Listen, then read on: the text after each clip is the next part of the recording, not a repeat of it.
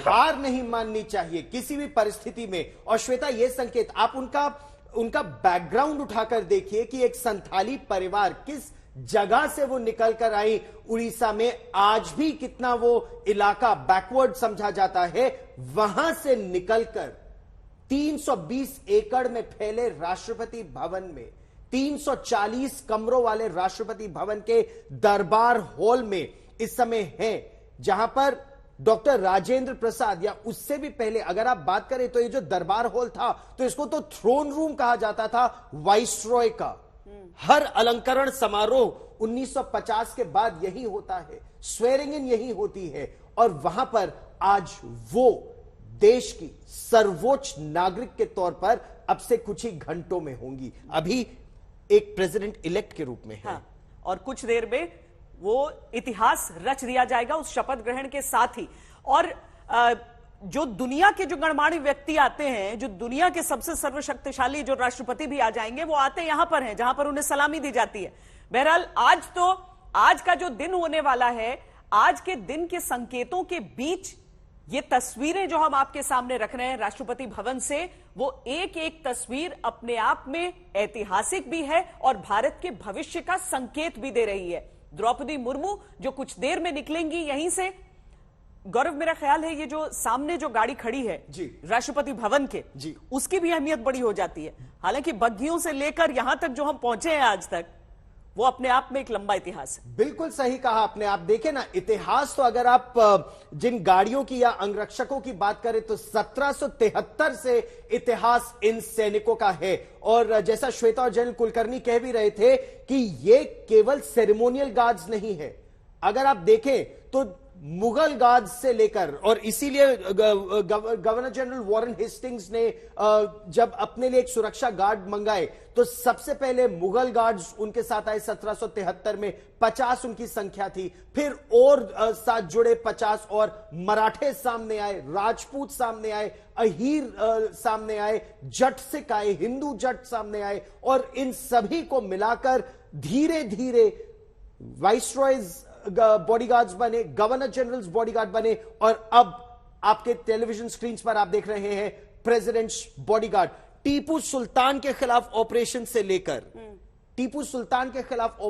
लेकर चुशूल की लड़ाई में चीनियों के दांत खट्टे करने 1962 में, सियाचिन के ऑपरेशंस, जनरल कुलकर्णी बहुत बड़े ऑपरेशंस में भाग लिया लगातार इन सीनियर मोस्ट रेजिमेंट टैंकमैन की। कोई शक नहीं गौरव, ये एक वाकई इट इज वॉर प्रूवन, और यही कारण है कोई ड्यूअल पर्पस में है। जरूर वो यहाँ पे सेरेमोनियल ड्यूटीज करते हैं, पर वो कुछ भी करने की काबिलियत रखते हैं। मुझे अभी भी याद है, मैं जब कमांडिंग ऑफिसर था और जिनसे मैं चार्ज ले रहा था, वो बहुत अच्छे घुड़सवार थे और उन्होंने पीबीजी में वो एडजुटेंट भी रहे, तो उनको हमेशा इच्छा थी कि मैं जब अपनी बटालियन कमांड खत्म करने के बाद आऊंगा तो मुझे प्रेसिडेंट बॉडीगार्ड में कमांडांट जाना है। तो ये जो एक जज्बा है कि पीबीजी में रहना है और मैंने पीबीजी में काम करना है, सेवा देनी है, मुझे लगता है ये एक अजीब सा जुनून है जो देखने को मिलता है। और यही जुनून है जो सबको पीबीजी में जो घुड़सवार है उनमें एक आप देखेंगे कि एक अजीब किस्म का जोश और जज्बा देखने में, जो रुतबा है उनमें और जो करने की काबिलियत है उनमें, वो सब देखने को मिलता है। और क्यों नहीं, after all they are representing the armed forces, और सारे डिप्लोमेटिक और सारे के सारे डिप्लोमेट्स आज उधर होंगे, सारे की नजर इनके ऊपर होगी, और जिस प्रकार से वो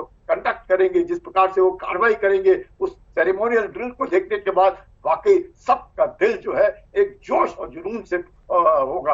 और मुझे लगता है ये पीबीजी जो है एक यूनिक एक संस्था है, और पूरे विश्व भर में शायद एक दो ही देश हैं जिनमें आज भी घुड़सवार है, नहीं तो अमूमन सब के सब मैकेनिकल हो गए, पर ये घुड़सवार है। हम सबको इनके ऊपर गौरव हासिल होता है, और ये जो इनका काम करने का तरीका है, और जिस तरीके से हम सब देखेंगे कि प्रांगण में किस प्रकार से भी वो सेरेमोनियल गार्ड देंगे और सबका दिल जो जोश से भरा आएगा।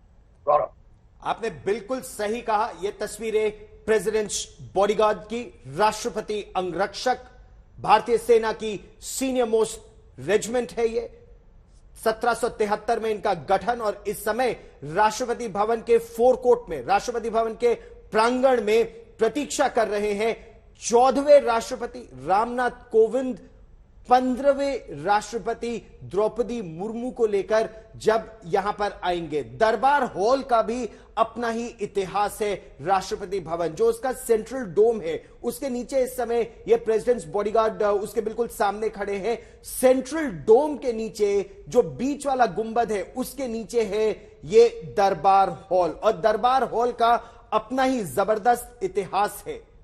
थ्रोन रूम इसे कहा जाता था वाइसरॉय का।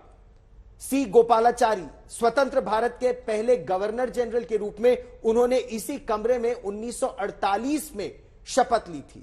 जो अलंकरण समारोह होते हैं वो इसी कमरे में होते हैं। मुख्य न्यायाधीश का शपथ ग्रहण भी दरबार हॉल में 1777 की अगर मैं आपको बात बताऊं श्वेता, तो यहां पर उस समय के राष्ट्रपति फखरुद्दीन अली अहमद का जब निधन हुआ था तो उनको भी यहीं उनके पार्थिव शरीर को रखा गया था देश के सम्मान के लिए। और ये सेना, नौसेना और वायुसेना की टुकड़ियां पूरे रायसीना हिल पर तैनात हैं। अशोक सिंघल हमारे सहयोगी हमारे साथ जुड़ रहे हैं इस समय और जानकारी के लिए। और अशोक, संसद में भी एक बहुत बड़ी बात होगी जिस तरह से शपथ ग्रहण समारोह होगा द्रौपदी मुर्मू का, एक बड़ा संकेत आजादी के अमृत महोत्सव वर्ष में। बिल्कुल बड़ा संकेत है गौरव, इसमें कोई दो राय नहीं है। अभी वो राष्ट्रपति भवन से जो वहां की औपचारिकताएं हैं, वेलकम किया रामनाथ कोविंद ने, उसके बाद सेरेमोनियल रिसेप्शन होगा उनका। उसके बाद रामनाथ कोविंद जो राष्ट्रपति हैं द्रौपदी मुर्मू को लेकर के संसद भवन पहुंचेंगे, और संसद भवन जब वो पहुंचेंगे वहां पर प्रधानमंत्री नरेंद्र मोदी, उपराष्ट्रपति वेंकैया नायडू, स्पीकर तमाम उनकी अगवानी करेंगे और उनको लेकर के सेंट्रल हॉल जाएंगे। वहां पर चीफ जस्टिस ऑफ इंडिया उनको शपथ दिलाएंगे नए राष्ट्रपति की द्रौपदी मुर्मू को। उसके बाद द्रौपदी मुर्मू का एक छोटा सा भाषण होगा, वहां मौजूद सेंट्रल हॉल में लोगों को एड्रेस करेंगी, और उसके बाद 21 तोपों की सलामी दी जाएगी। गौरव, फिर वो राष्ट्रपति भवन आएंगी और वहां पर